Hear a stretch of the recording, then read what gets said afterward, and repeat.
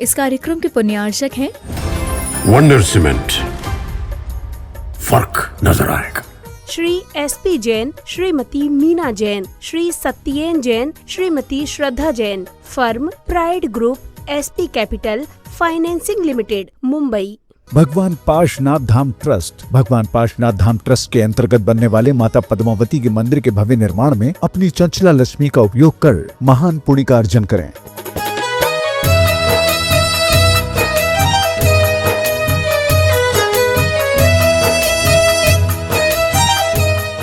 माता पिता श्री सुशील जैन जी, श्रीमती रजनी जैन जी, पुत्र जतिन जैन एवं समस्त रपरिया परिवार। Firm Raparia agencies. अनिल कुमार जैन, सुनील कुमार, मुकेश जैन, राम देवी जैन, ममता जैन, अमित जैन, अचिता जैन, ऋषभ जैन, शिवानी जैन, सोहम जैन, दिलवारी परिवार, केसरगंज, अजमेर। फर्म जैन पान भंडार।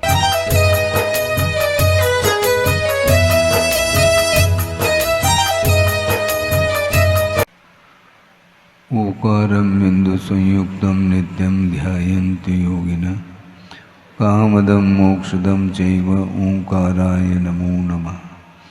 अविरल शब्द गणोग प्रक्षालित सकल भूतल कलंका मुनिविरपाशुद तीर्था सरस्वती रत्नोदुर्तम् अज्ञानतिमिरान्धानां ज्ञानाञ्जनशलाकया चक्षुरुन्मीलितं येन तस्मै श्रीगुरुवे नमः। परम गुरुभ्यो नमः। परम्पराचार्य गुरुभ्यो नमः। सकल कलश विध्वंसकं श्रेयसां परिवर्धकं धर्म संबंधकं भव्य जीव मन प्रतिबोधकारकमिदं शास्त्रं श्री कार्तिकेयन प्रेक्षा नामधेयम्। अस्य मूल ग्रंथकर्तार श्री सर्वज्ञ देवाः, तदुत्तर ग्रंथकर्तार श्री गणधर देवाः, प्रतिगणधर देवाः। येषां वचोनुसारमासाद्य श्रीमद् आचार्य प्रवर श्री कार्तिकेय देवैर्विरचितं मंगलम भगवान वीरो मंगलम गौतमो वने मंगलम कुंदकुंदाद्यो जैनधर्मोस्तु मंगलम।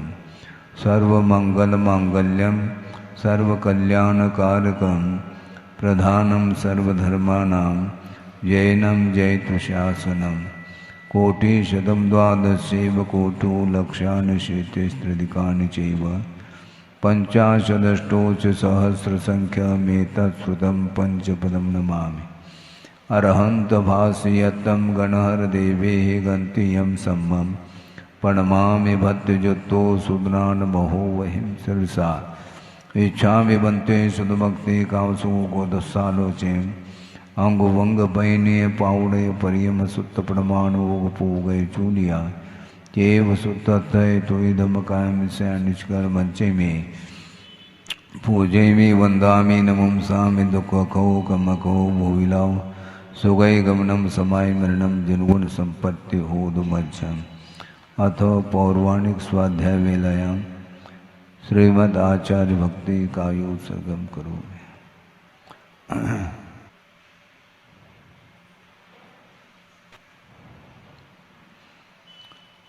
श्रुतजलदिपारगेभ्य स्वपरमत विभावना पटुमतिभ्य स्वचरितपूर्णदेभ्यो नमो गुरुभ्यो गुणगुरुभ्य। 36 गुण समग्रे पंचमे आचार करण संदर्शे शिष्यानुग्रह कुशले धम्मायिरिये सदा वंदे गुरुवत् संयमेन य तरन्ति संसार सायरं घोरं छिन्नन्ते अट्टकं मम जन्मन मरणं न पावेन्ते।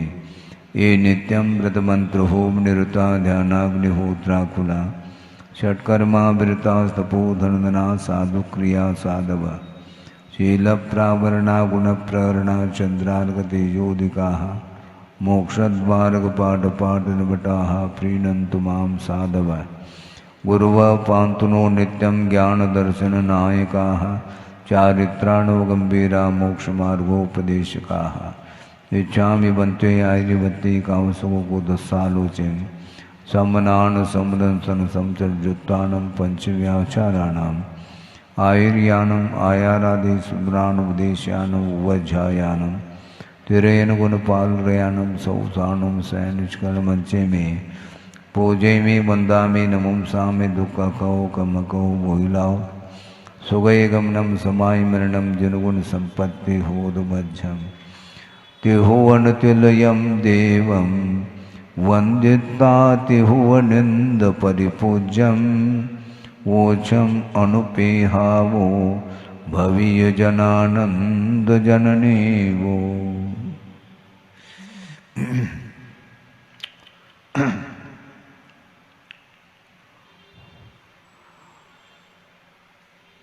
आशरण भावना चल रही है।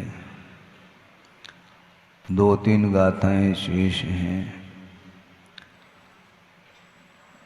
संसार में शरणभूत वस्तु क्या है? शरण लेने योग्य अर्थात आलम्बन लेने योग्य कौन सा पदार्थ है? जो नित्य होता है उसी का शरण लिया जाता है। जो पदार्थ नित्य नहीं, प्रति समय मिटने वाला होता है, वह पदार्थ शरण लेने योग्य नहीं हो सकता। तो शाश्वत जो तत्व होता है उसी का आलम्बन लिया जाता, उसको प्राप्त करने का एक लक्ष्य बनाया जाता है। उद्देश्य जो बनाया जाता है किसको प्राप्त करना है। बाहरी वस्तुओं का समागम निरंतर अपने किए हुए पुण्य आदि के उदय से उनका समागम तो होता ही रहता है, किंतु कुछ ही काल के लिए समागम उनका होता है। उसके पश्चात उसका वियोग अनिवार्य रूप से होता है। जिन जिन पदार्थों का संयोग होता है उनका वियोग होना यह सिद्धांत है, अनिवार्य रूप से वियोग होगा। आपका मन बहुत अत्यंत प्रफुल्लित हो सकता है पुण्य कर्म के उदय में, किंतु वह मन जो प्रफुल्लित हुआ है अपने इष्ट वस्तु के समागम के कारण वह मन आपका प्रफुल्लित है, हर्षित है, किंतु वह हर्ष का अनुभव कुछ ही क्षण के लिए होता है। हमेशा हमेशा के लिए हर्ष का अनुभव कहीं होता नहीं। यदि होने लग जाए तो फिर वही प्राप्तव्य सिद्ध हो जाएगा, किंतु वह प्राप्त करने योग्य इसलिए नहीं है जिसका संयोग हुआ है तो वह पहले से था नहीं, ये क्लियर हो जाता है। ये बीच में संयोग होता रहता है और बीच में उसका वियोग भी होता है। समागम होता है किसी का और इष्ट वस्तु का, चाहे वह चेतनात्मक वस्तु हो अथवा अचेतनात्मक हो, उसके समागम से जिसके अंदर मोह है वही हर्षित होता है। जिसके अंदर मोह नहीं है तो उसके समागम और उसका वियोग, इन दोनों क्षणों में उन्हें किसी भी प्रकार का कोई विकल्प नहीं आता। क्यों? उसने धारणा बना ली है कि वस्तुतः शरण लेने योग्य ये वस्तु है ही नहीं, क्योंकि जो नित्य वस्तु होती है, अविनश्वर पदार्थ होता है, उसी का शरण लिया जाता और लेना भी चाहिए। वो अविनश्वर कितनी बार कहेंगे? अविनश्वर तो द्रव्य ही होता है।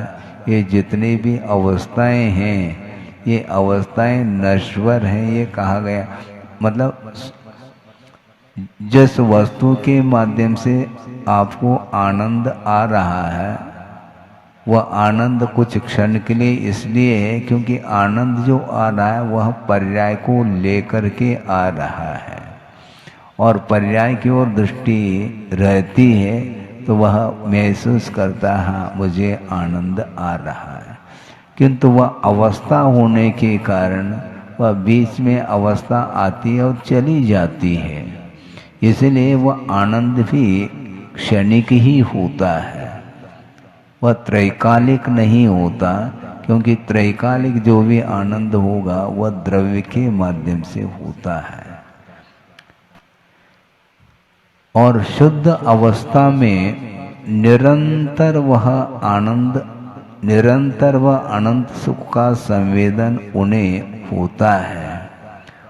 हालांकि वहाँ पर भी द्रव्य की व्यवस्था है, वहाँ पर भी परिणमन हो रहा है, परिणमन रुकने वाला नहीं, किंतु वह प्रति समय जो अनंत सुख का संवेदन है वह भविष्य अनंत काल तक वह संवेदन, उसमें किसी भी प्रकार से वह अंतर नहीं आने वाला है, वह निरंतरता बनी रहती है। जबकि संसार अवस्था में सुख की निरंतरता नहीं है, बीच बीच में सुख का संवेदन होता है, क्योंकि वह हमेशा एक सा पुण्य कर्म का उदय नहीं होता है। इसलिए वियोग का अनुभव करना ही पड़ता है। वियोग का अर्थ केवल जो है मरण को लेकर के कथन नहीं करना चाहता, आपका मरण नहीं हो रहा है, लेकिन प्रति समय जो संवेदन में जो अंतर आ रहा है वह भी एक प्रकार से वियोग ही माना जाता है। हाँ,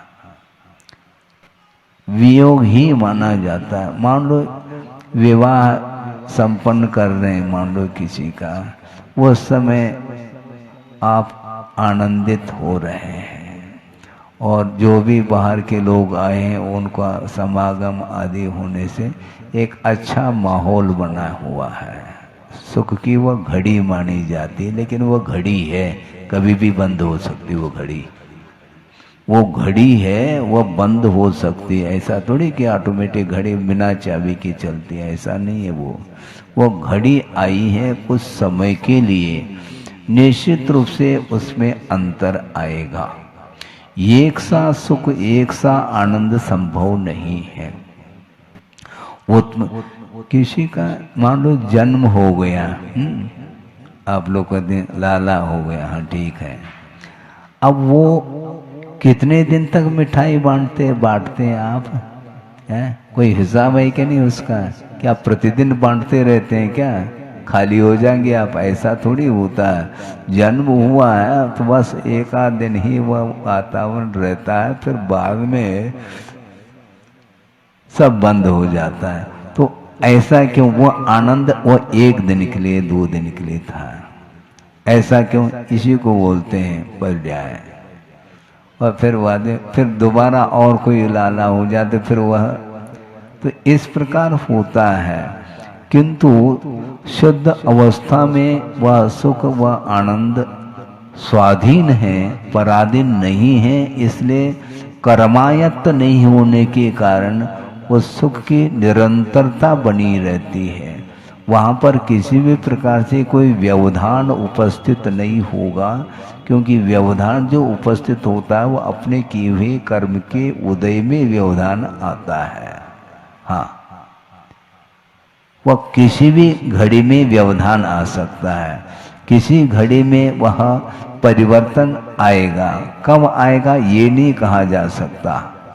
इसीलिए वस्तुतः ये संयोग वियोग ये निरंतर चलता रहता है। इसलिए कम से कम धारणा बना करके चलेंगे तो निश्चित रूप से कुछ हद तक तो हम आकुलता से बच सकते हैं, और दुख की घड़ियों में भी वह संवेदन से हम ऊपर उठ सकते हैं, और उठना ही पड़ेगा।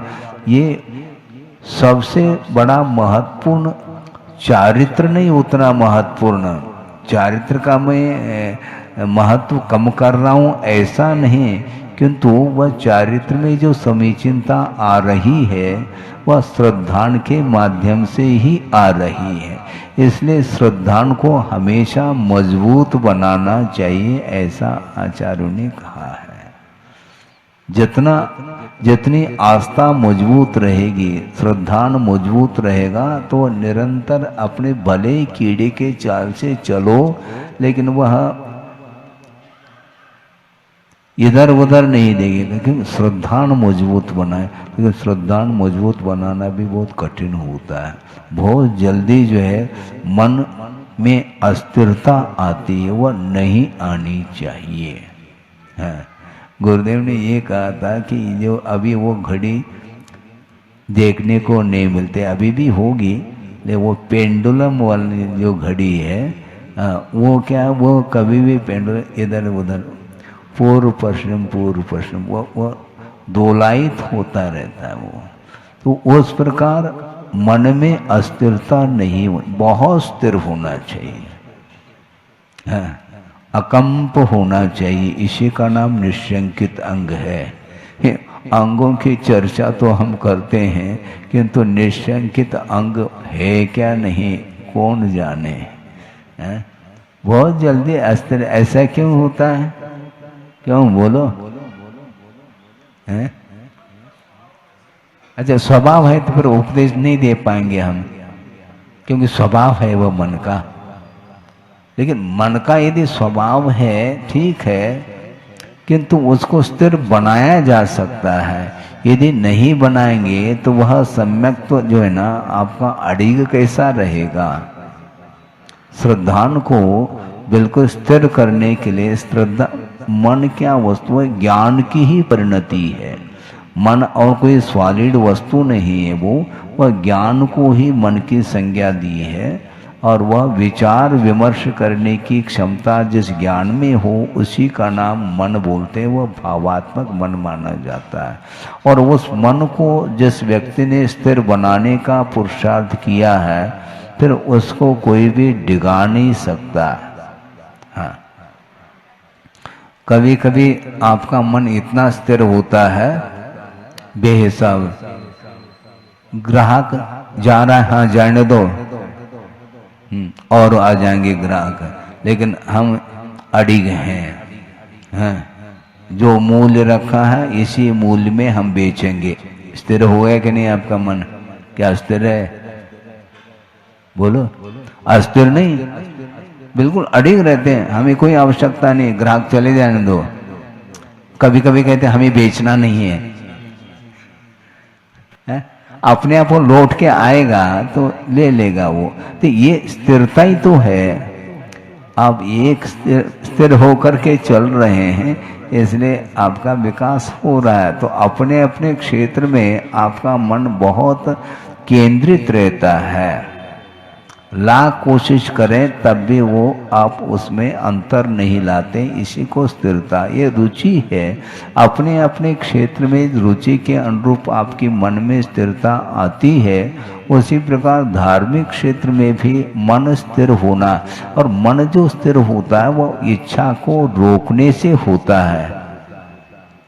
इच्छा जिसकी रुक नहीं रही है तो वह कभी भी मन को स्थिर कर ही नहीं सकता। और ये आकर्षण के कारण मन अस्थिर होता है। यहाँ आकर्षण नहीं है, मन नहीं लग रहा, चलो बाहर घुमाते हैं। क्यों? जहाँ पर आकर्षण हो वहाँ पर आपका मन लग रहा है। यहाँ पर कोई आकर्षण नहीं है, प्रतिदिन वही अशरण भावना, वही अनित्य भावना, ये चल रही गाड़ी, ये क्या है, ये है ना। तो इस प्रकार सोच विचार करके वह इसके प्रति उसकी अरुचि होती है। धर्म के प्रति अरुचि नहीं होना चाहिए, क्योंकि वह संसारी प्राणी आकर्षण चाहता है। जहाँ आकर्षण है वहाँ पहुँच जाता है। हाँ, मिठास होना चाहिए, बस चींटी पहुँच जाएगी। मिठास होना चाहिए तो चींटी पहुँच जाती है वहाँ पर। तो उसी प्रकार जहाँ मिठास, जहाँ आपको अच्छा लगे वह माहौल आपको रुचता है। तो इसीलिए कि ये संयोग और वियोग के कारण ही संसारी प्राणी का मन स्थिर नहीं हो रहा है। श्रद्धान होने के बाद भी मन को स्थिर रखना बहुत कठिन होता है। ये संयम इसी को बोलते हैं। एक बार श्रद्धान तो मजबूत बना लो, फिर बाद में उसके अनुरूप चलने के लिए आपका मन अपने आप ही तैयार हो जाता है। श्रद्धान नहीं है तो मन, कितने भी मन को आप समझाओ, मन समझने वाला नहीं है और समझा नहीं पाएंगे। बल्कि यहाँ इतना कहना पड़ता है, हमें तुम्हें समझाना ही नहीं है, तुम्हें जो करना हो करो, हम तुम्हें तुम्हारे साथ नहीं देंगे हम, तब कहीं जा कर के काम होगा। हमारा मन नहीं लग रहा, जहाँ लग रहा तुम चले जाओ, लेकिन मैं नहीं आ सकता, ध्यान रखो। तो अपने आप मन को रुकना पड़ेगा। ये कौन कहेगा महाराज इस प्रकार मन को कौन समझाएगा? मन वस्तुतः आत्मा नहीं, क्योंकि अभी आपके सामने कहा था कि मन वस्तुतः ज्ञान है, और ज्ञान वह कर्ता नहीं हो सकता। ज्ञान कर्ता नहीं, ज्ञान कारण है। वस्तु को जानने में ज्ञान कारण सिद्ध होता है, वह कर्ता नहीं। कर्ता कौन है? जीव है, आत्मा आत्म तत्व है। तो इसलिए आत्मा के अनुरूप मन को काम करना। मन वस्तुतः नौकर है, और आत्मा मालिक है, किंतु वह माली बन बैठा है। समस्या तो ये है? मालिक होकर के वह मालिक क्या, उसका क्या अस्तित्व है मुझे बताओ? मन के अनुरूप कर रहा है, इसलिए वह मालिक नहीं बना, वह माली बना है। और मन जो है वह मालिक बना है। समस्या ये जा रही है। इसीलिए कर्ता जो होता है वह स्वतंत्र हुआ करता है। कर्ता कभी भी परतंत्र नहीं होता। स्वतंत्र कर्ता ऐसा कहा है। तो आप कर्ता हो, आप नियंता हो, तो मन के अनुरूप आप क्यों काम कर रहे हैं? आपके अनुरूप मन को करना चाहिए। मन नौकर के समान है, ऐसा मान के चलना, क्योंकि एक मात्र माध्यम है, वह साधन है। उसके आधार से वह जीव ही काम करता है। इसलिए वस्तुतः ये संयोग और वियोग की जो परिणति है, इसको समझते हुए अपने को बार बार मन को समझाना है। बाकी सारे गुण समझे हुए हैं, क्योंकि वो कभी भी आकुलित नहीं होते। केवल ज्ञान गुण ही आकुलता, ज्ञान में ही आकुलता है, अन्य गुणों में कोई आकुलता नहीं है। नींद खुल गई तो बस ज्ञान ही सामने आता है। सो गए तो ज्ञान शांत हो जाता है। जो ही जागृति आ गई तो ज्ञान ही एक्टिव होता है। अन्य जितने भी गुण हैं वे संवेदन उनमें नहीं होता। केवल संवेदन करने वाला केवल ज्ञान गुण है, उसके माध्यम से आत्मा सुख का अनुभव करती है। तो इसीलिए जब अशरण शरण लेने योग्य यदि कोई है तो वह परमात्म तत्व ही शरण लेने योग्य है, क्योंकि वही नित्य है। उसका उत्पाद और व्यय संभव नहीं, ये पर्याय परिवर्तित होती रहती हैं। इसलिए इसको समझने की आवश्यकता है। एक गाथा के माध्यम से इस विषय को आगे बढ़ाया जा रहा है। अपानम पे चवंतम जह सक्कदिरख्युदुम सुरिंदोवी तो किम चंडदे सग्गम सवोत्तम भोय संयुक्तम।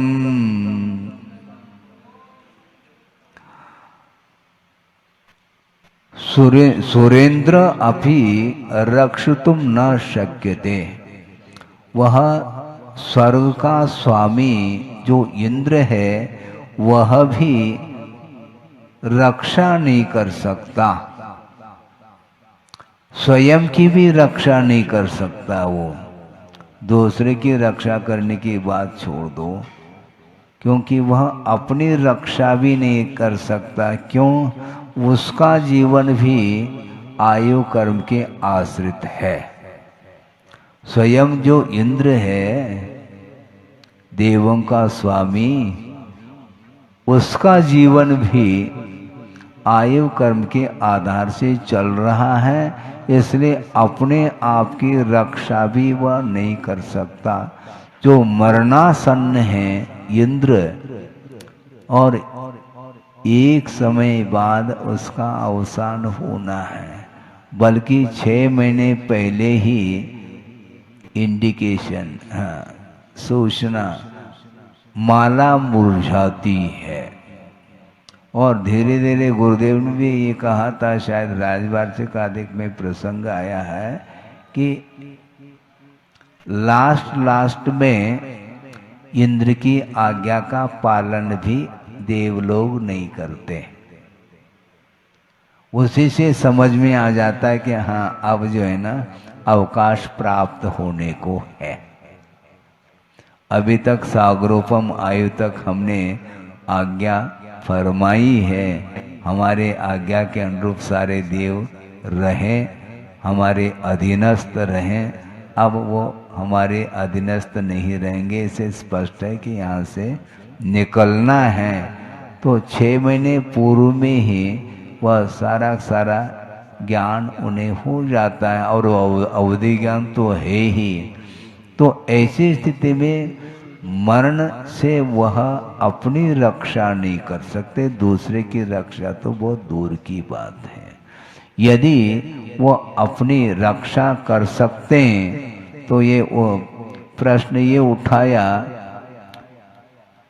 है, जह सक्कदि रक्षिदुम सुरेंदु, सुरेंद्र यदि मान लो अपने आप की रक्षा कर सकता है अथवा दूसरे की भी रक्षा कर सकता है, ऐसा यदि कहेंगे तो स्वर्ग को वह क्यों छोड़ता है? फिर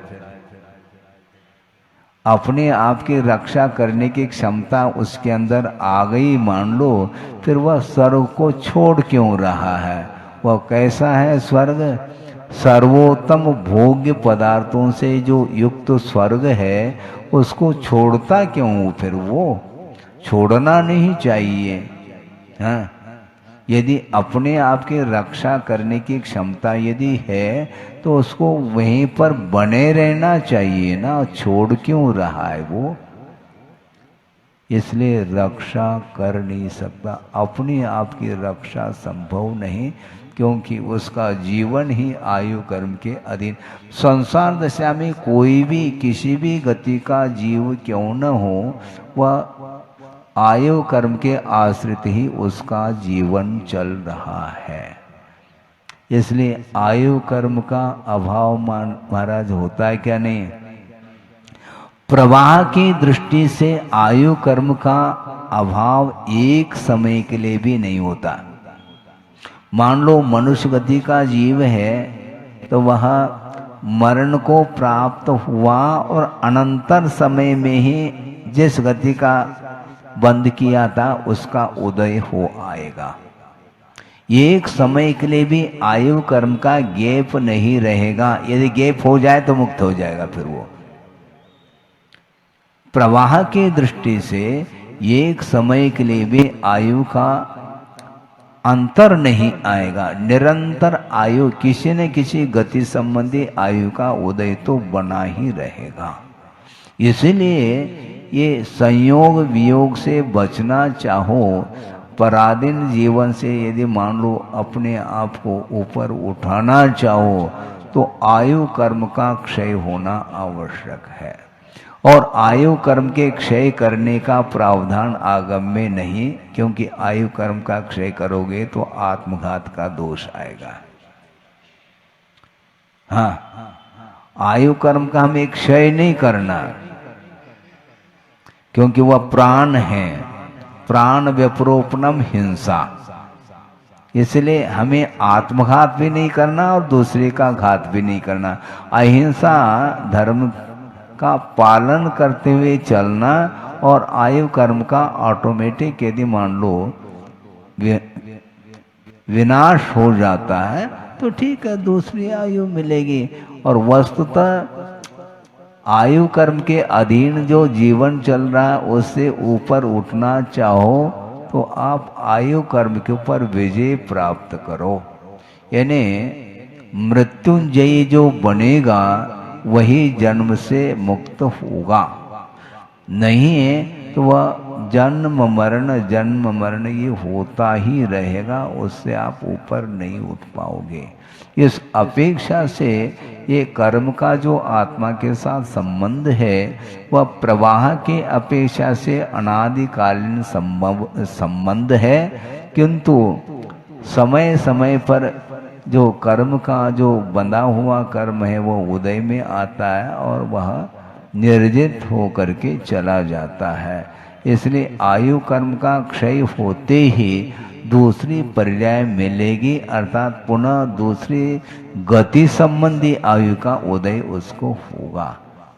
अभी आप मनुष्य आयु के साथ जी रहे हैं, जिस समय अवसान होगा एक समय के लिए भी गैप नहीं, अगले भव संबंधी आयु का उदय होगा।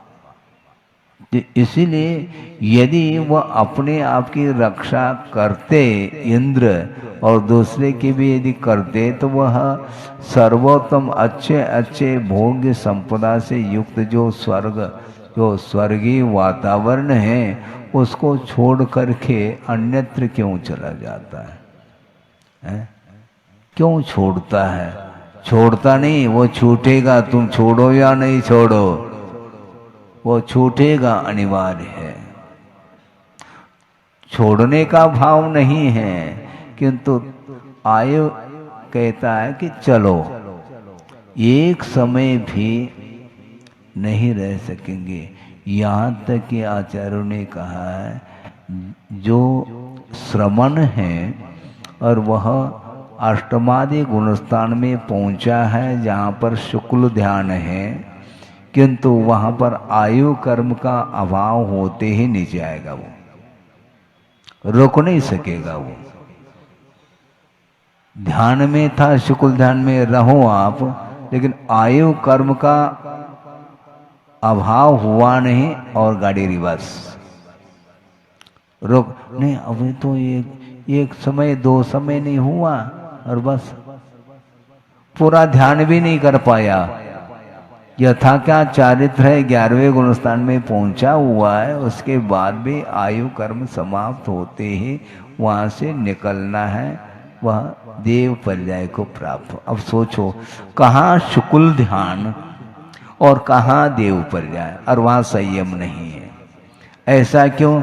आपने आयु कर्म का बंद क्यों किया? एक बात। और दूसरी बात यह है, मान लो आयु कर्म का बंद नहीं भी किया है तब भी वह गाड़ी रिवर्स इसलिए होते क्योंकि अंतर मुहूर्त के लिए तुमने मोहनी कर्म का उपशमन किया है। क्षय करते, क्षय करने के लिए किसने मना किया है? स्वयं ही उपशमन करता हुआ आगे बढ़ रहा है, तो बस गाड़ी रिवर्स होगी। अत्यंत क्षय होना चाहिए, फिर गाड़ी रिवर्स नहीं होगी। वह सीधा क्षपक श्रेणी वाला कभी भी कर्मों का मोहनी कर्म का क्षय करता करता यदि गुणस्थान को पार कर रहा है तो कभी नीचे आएगा नहीं, और निश्चित रूप से केवल ज्ञान उसे होगा, क्योंकि मोह क्षयात, मोहनी कर्म का क्षय हुआ, अब केवल ज्ञान निश्चित रूप से उसको प्राप्त होगा। इसलिए स्वयं आपके कार्य ही बता रहे हैं। आपने उपशम क्यों किया? दबाया क्यों मोह को? मोह अच्छा लगता है क्या? नहीं लगता है तो क्षय करो ना उसको। दबा क्यों रहे हो? है? तुम दबाओगे और तुम्हें वो दबाएगा, क्योंकि उदय में आएगा वो समय पर और तुम्हें दबा देगा। खत्म बात। उसको दबाओ नहीं। लगता है फीवर आया है, बुखार 104-5 डिग्री, और उपचार आपने तात्कालिक कर दी है, दूध की पट्टी रख दी, हाँ ठीक है रखो आप, बर्फ की भी पट्टी रख दी, और बाद में वह धीरे से वह बुखार उतरता है और पट्टी निकाल दी तो पुनः चढ़ता है वो, क्योंकि वह क्षय नहीं हुआ। वह ज्वर जो है वह भीतर है। यहाँ तक कि डॉक्टर लोग बताते कि हड्डी में पहुँच गया है वह ज्वर, अथवा मस्तिष्क में ज्वर पहुँच गया। अब हमेशा डिस्टर्ब रहेगा उसका माइंड, गर्मी चढ़ी है, भीतर तक वह ज्वर पहुंचा है, उसको निष्कासित करना है। महीनों लग जाते हैं, क्वात चुरायता आदि पीते रहो, फिर बाद में वह पूर्णतः ज्वरांश निकल जाता है तो पूर्णतः स्वस्थ होता है। उसी प्रकार स्वयं उपशमन करता है तो बस समय व्यतीत हो गया उसका, तब वह पुनः आएगा उदय। टाइम बॉम्ब जिसको बोलते हैं, समय पर ब्लास्ट होगा। अंतर मुहूर्त के लिए वह मोहनी कर्म उपशमित हुआ था और समय पूर्ण हो गया, उदय में आएगा। उसको रोकने वाला नहीं। यदि क्षय कर लोगे फिर कोई बाधा नहीं। तो ऐसी स्थिति में जब इंद्र के पास जम्बू द्वीप पलटाने की क्षमता है, 3 लोग को डमरू के समान उसको घुमाने की क्षमता है, इसके बाद भी आयु कर्म का क्षय हुआ नहीं, चलो नीचे। कहाँ? जिस आयु का बंद किया है वहां पहुंचना, वो निश्चित रूप से मनुष्य आयु का बंद करेगा, यहाँ आकर के बैठेगा, फिर वही औदारिक शरीर लेकर के बैठेगा। और वहां पर सप्त धातु से रहित वह शरीर था, कंचन के समान वह उसकी दीप्ति थी, और निरंतर वह अलौकिक सुख जिसको बोलते हैं समझाने की दृष्टि से, अब यहाँ पर आकर के पुनः कौलाहारी बनेगा। अब सोचो, पुनः प्रतिदिन भोजन करते रहो। वहाँ पर आयु के हिसाब से वहाँ पर मानसिक भोजन होता रहता था, यहाँ पर प्रतिदिन कौला। इसी को बोलते हैं, आचार्य महाराज ने एक बार कहा था, वह स्मरण में आ रहा है। ये जो मोहनी कर्म है, ये भोग भूमि के समान मोहनी कर्म के लिए उपमा दी है आचार्य महाराज ने। 1 पल्य 2 पल्य अथवा 3 पल्य प्रमाण जहाँ पर आयु है, और वह पूरे आयु तक कोई संतान की उत्पत्ति नहीं होती, वहाँ पर जोड़ा है, और 1 पल 2 पल्य अथवा 3 पल्य तक वह सुख का अनुभव करता है, विषय जन्य सुख। संतान की उत्पत्ति बीच में होती नहीं, और लास्ट में संतान की उत्पत्ति, एक जोड़ा, और फिर उसका अवसान होता है। उसी प्रकार ये जो मोहनी कर्म है, ये सत्ता में विद्यमान है तो उसका उपयोग के ऊपर कोई असर नहीं आएगा, और उदय में आता है तो वह संतान दे करके, संस्कार दे करके चला जाता है। वो मोहनी कर्म उपयोग के ऊपर मोह का प्रभाव कब पड़ता है? जब उदय में आता है तब। उदय में जब तक नहीं आता है वो मोहनी कर्म, तब तक वह शांत है। अभी आपको क्रोध का उदय आ रहा है क्या? हो सकता है, लेकिन वह मंद उदय है। किंतु उपयोग को प्रभावित करने योग्य जो कषाय है वह अभी उदय में नहीं आ रहा है, इसलिए उपयोग आपका शांत है। किंतु जो ही विशिष्ट अनुभव को लेकर के मान लो क्रोधादि कषाय में से किसी भी एक कषाय का उदय आ जाए तो आपको प्रभावित वह करेगा, उसके बिना नहीं। उसी प्रकार वहाँ पर ये स्थिति है, बीच में कोई संतान की उत्पत्ति नहीं, और लास्ट में वह संतान दे करके फिर उसका अवसान होता है। उसको गुरुदेव ने ये उपमा दी है। उसी प्रकार जब तक शांत है, बारूद को जब तक चिनगारी का योग नहीं मिलेगा तब तक वह बारूद शांत है, और जो ही किसी भी निमित्त को लेकर के यदि हो जाए बारूद के लिए एक चिनगारी पर्याप्त है, वह ब्लास्ट होगा।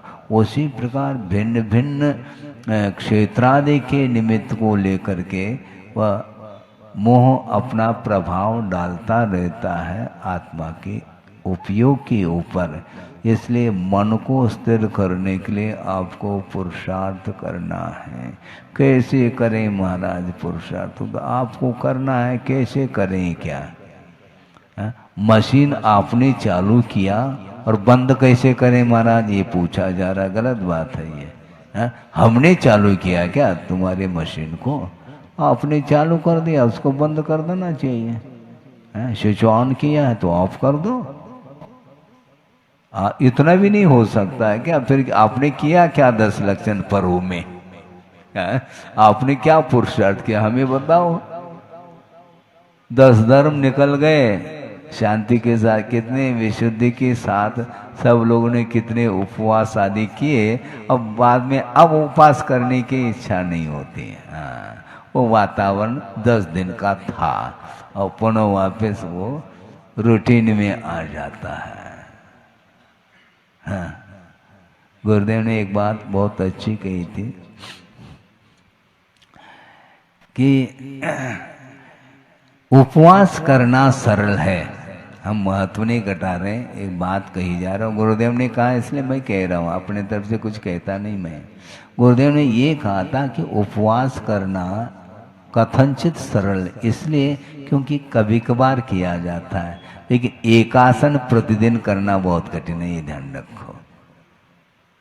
प्रतिदिन एकासन करना, क्योंकि डेली करना है वो कठिन। और एकासन में भी मान लो घर में रह करके एकासन करना सरल है। क्यों? इसलिए सरल है क्योंकि एकासन करते हुए भी अपने मन के अनुरूप करना है। समझ में आ रहा है कि ये तो जल्दी आ जाती है, क्योंकि खाने पीने की बात है ना, ये तो बहुत जल्दी आ जाती है। सिद्धांत की बात नहीं आती। अपने मन वह स्वतंत्र हो करके अपनी इच्छा के अनुरूप वो बना करके खा लेता है। मान लो दूसरे के घर में आप निमंत्रित हैं तो वहां पर लिया नहीं जाता, जबकि वो दे रहा है। मान लो देते हुए भी संकोच होता है। क्या सोचते हैं, क्या पता दे तो रहे, मन में ये सोचें तो कितना खाता है।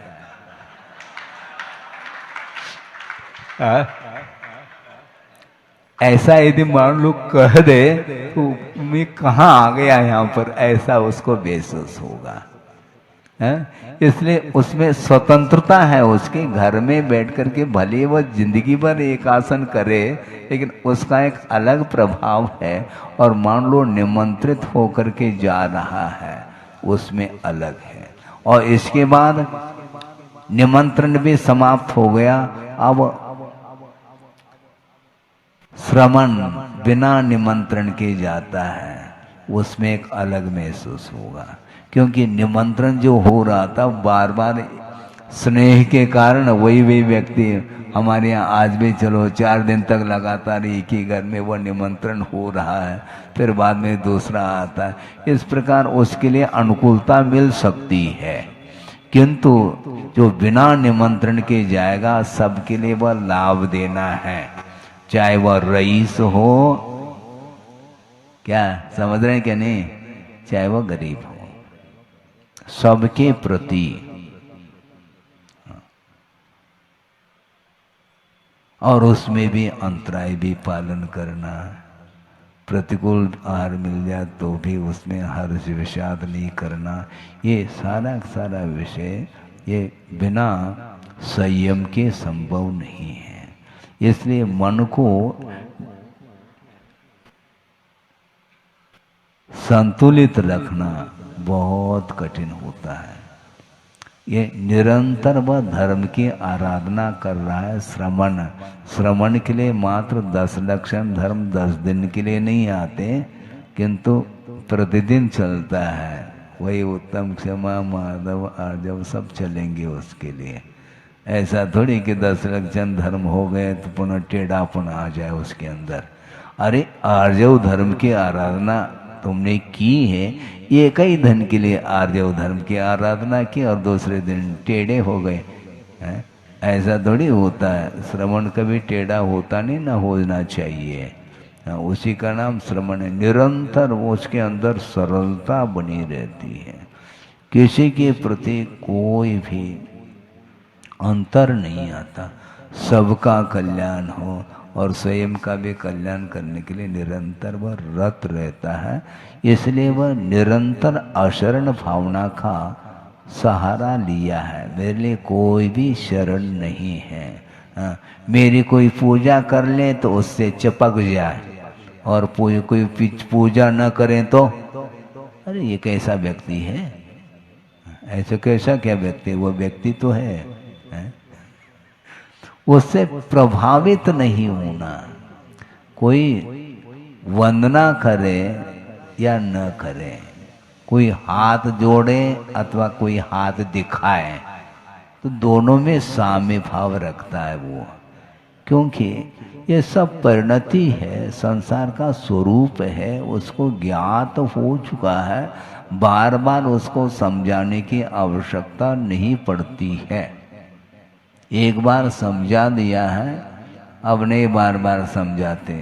गुरुदेव ने कह दिया, बस थोड़े बहुत दीक्षित हो गए, नवदीक्षित रहते हैं, जब तक पौधा रहता है तब तक उसके लिए समयोचित, मतलब समय समय पर थोड़े बहुत खाद पानी की आवश्यकता पड़ती है। अब बाद में अकाल भी पड़ जाए तो वो खड़ा है, वो वृक्ष बन गया है, वो पौधा थोड़ी है, वो पौधा नहीं है, वो वृक्ष बना है, उसकी जड़ें काफ़ी डेप्थ पहुंच गई है, काफ़ी गहराई तक।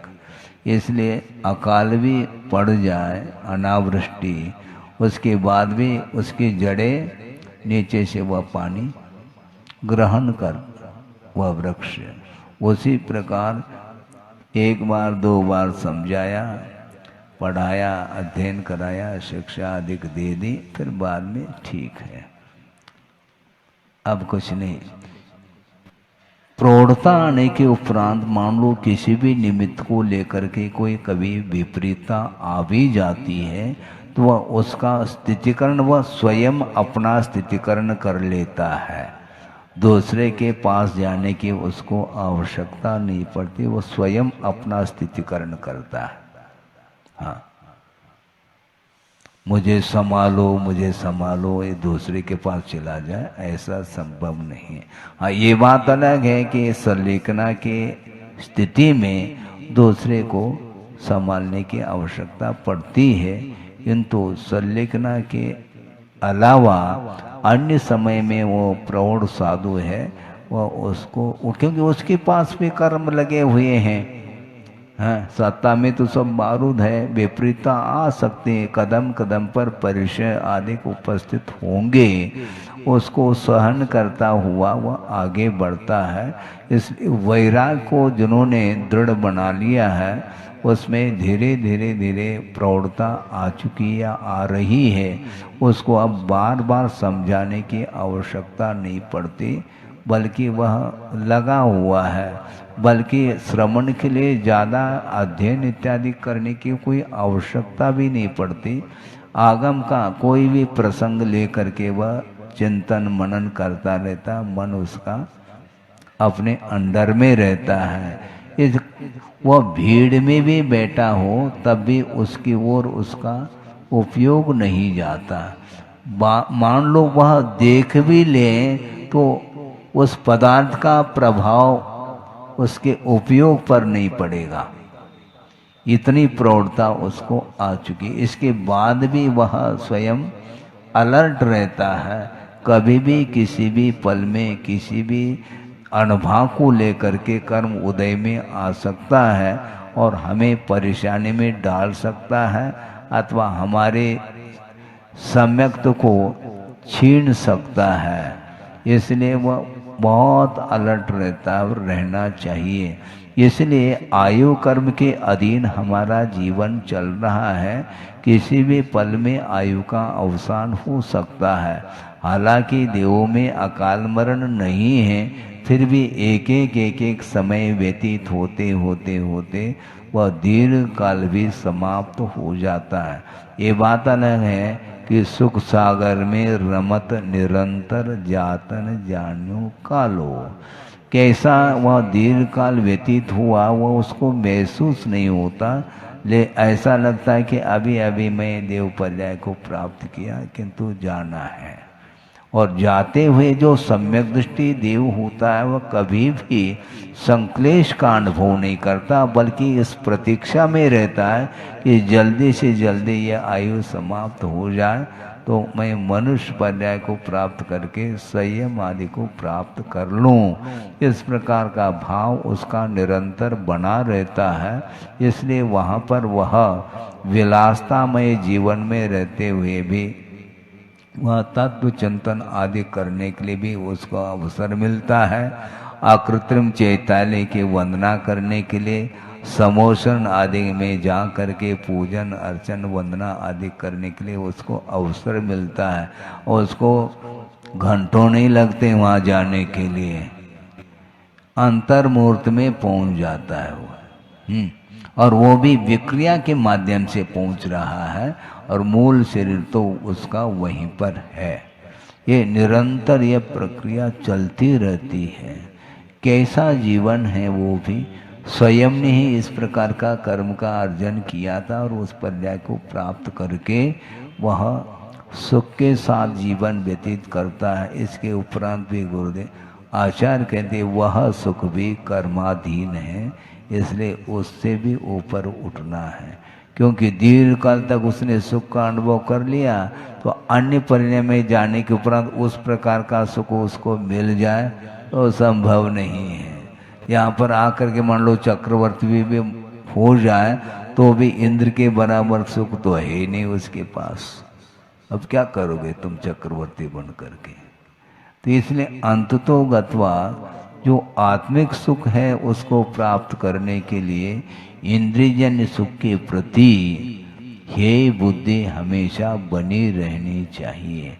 पंचेंद्रिय के विषयों के माध्यम से जो सुख उत्पन्न होता है वस्तुतः वह सुख नहीं, सुखाभास कहा है।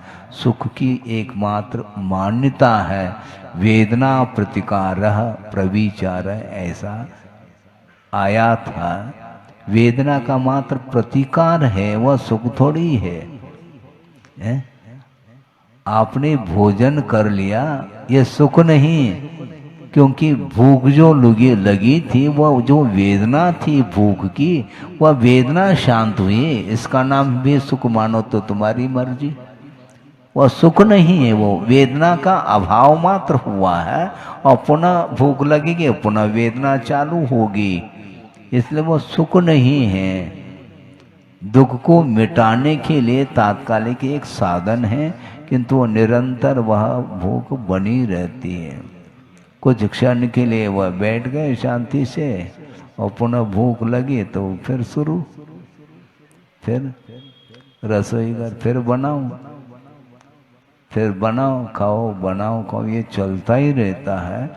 इसलिए वस्तुतः शरण लेने योग्य क्या वस्तु है? वह मात्र द्रव्य है, पर्याय हमेशा विनाशशील है। इस प्रकार साधना बहुत बड़ी साधना मानी जाती है, और श्रद्धान जब तक मजबूत नहीं रहेगा, और श्रद्धान होने के उपरांत भी निरंतर प्रयोग करते चले जाएंगे, तो वह आपकी श्रद्धा भी मजबूत रहेगी और आपका मन भी स्थिर रहेगा।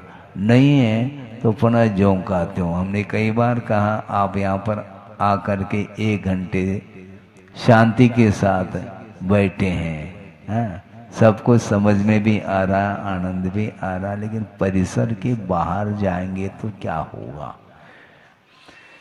पुनः वापस वही रूटीन आता है। क्यों? वो माहौल ही इस प्रकार का है। इसलिए आपको माहौल को चेंज करना पड़ेगा। महाराज ये कैसा संभव है? संभव एक अपेक्षा से इसलिए है कि उसमें अनुपात को कम किया जा सकता है, वो आपके हाथ में है। अनुपात को कम करना यह आपके हाथ की बात है, दूसरा थोड़ी उसमें कुछ हिस्सेदार है, कुछ है ही नहीं। और की जो ये जो आशा है उसको कम करिएगा। समाप्त नहीं किया जा सकता, कोई बाधा नहीं, किंतु जितना आपकी क्षमता है उस क्षमता के अनुरूप कम करो। वेग को कम किया जाता है, गाड़ी को बंद नहीं करना, लेकिन गियर तो बदला जा सकता, उसका वेग को कम किया जाता, उसकी जो स्पीड है उसको कम करो। उसी प्रकार जो मोह जो तेज हो रहा है, उसमें जो तेजी आई है, उसमें जो तीव्रता आ रही है, उसको बंद करना है। वो बंद कैसा होगा महाराज? वो द्रव्य क्षेत्र आदि के निमित्त से बंद होगा।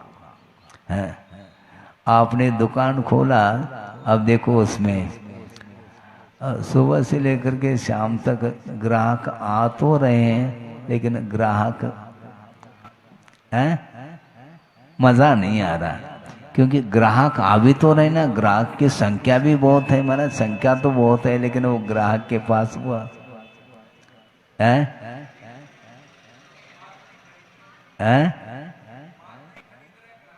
नहीं, माल भी खरीद रहे हैं, लेकिन वो ग्राहक नहीं आ रहा है। बड़ा ग्राहक आ जाए, हाँ, थोक वाले, वो फुटकर वाले आ रहे हैं। चौवन्नी में उठक बैठक करना पड़ रहा है, पुड़िया बांधनी पड़ रही है, मज़ा नहीं आ रहा है। और थोक कोई ग्राहक आ जाए एक आध, फिर देख लो उसमें आपका उल्लास और बढ़ता है। इसी को कम करना है, ये कहा जा रहा है। महाराज ये नहीं हो पाता, वो नहीं हो पाता तो हम क्या कर सकते? बैठे रहो वहीं पर, फिर नहीं आ पाओगे। इसलिए बार बार प्रयत्न करने से ही ये बात बनती है और होना इसी प्रकार चाहिए।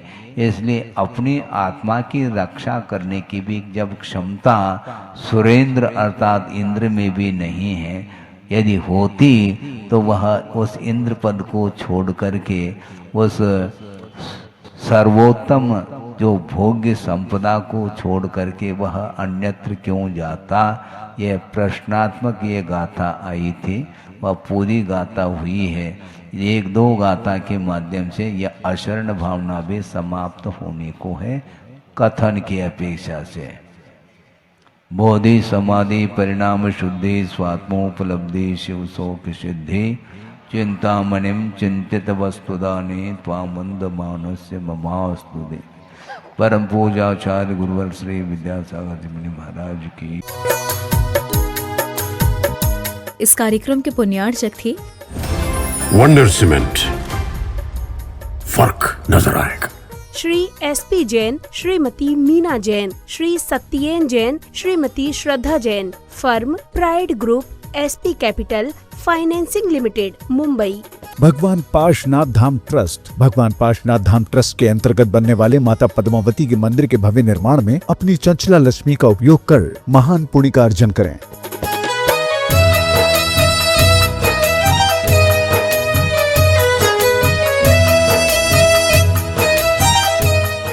माता पिता श्री सुशील जैन जी, श्रीमती रजनी जैन जी, पुत्र जतिन जैन एवं समस्त रपरिया परिवार। Firm Raparia agencies. अनिल कुमार जैन, सुनील कुमार, मुकेश जैन, राम देवी जैन, ममता जैन, अमित जैन, अचिता जैन, ऋषभ जैन, शिवानी जैन, सोहम जैन, दिलवारी परिवार, केसरगंज, अजमेर। फर्म जैन पान भंडार।